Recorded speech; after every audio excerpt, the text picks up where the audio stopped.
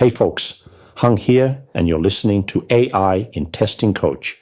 Today is Friday, February 13th, 2026, and we've got some major updates that are going to directly impact how you test. Ready to level up your testing game? All right, let's get right into it.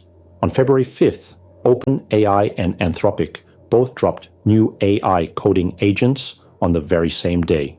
Pretty neat, right? OpenAI released GPT-5.3-Codex, which is all about speed and integrating with other tools. Anthropic launched Claude Opus 4.6, and its big claims are a massive 1 million token context window and the ability for agents to work together in teams. So, what's the takeaway for us? We now have two totally different approaches to evaluate for test automation. GPT's speed is great for rapid iterative test generation, but Opus's huge context means it can understand your entire test suite at once. My suggestion? Pit them against each other on a small feature this week and see which philosophy fits your team better. Building on that, let's talk about security testing. Promptfoo, the open source red teaming tool, just got a huge update that makes our lives so much easier. It now supports transformers.js, which means you can run models locally on your own machine. This is a game changer. No more API costs, and you don't have to send sensitive data to a third party. They also added adaptive rate limiting, so your test suites won't fail just because you hit an API provider's throttle limit. Been there? The best part? You can get started with one command, npx promptfoo at latest red team setup. You can literally start doing real prompt injection and jailbreak testing in under 30 minutes. And I mean that. Now, let's talk about structure. If you're anything like me, you want to move beyond just ad hoc random testing.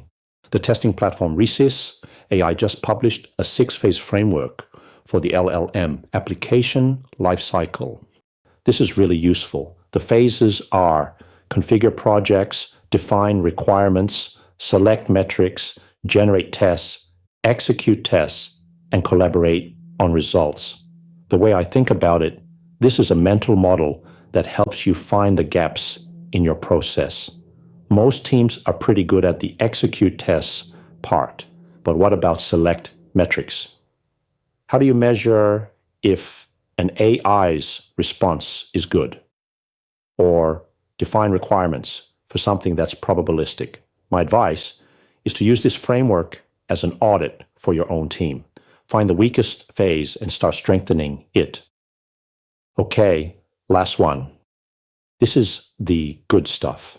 The engineering team at Anthropic, the folks who build Claude, released a super detailed guide on how to evaluate AI agents. It makes a critical distinction between single-turn and multi-turn testing. Single-turn is simple, one prompt, one response, but multi-turn, where an agent has to perform a sequence of tasks, is where things get tricky. This tripped me up too at first. This guide gives you a clear learning path with proven techniques for testing coding agents, research agents, and more.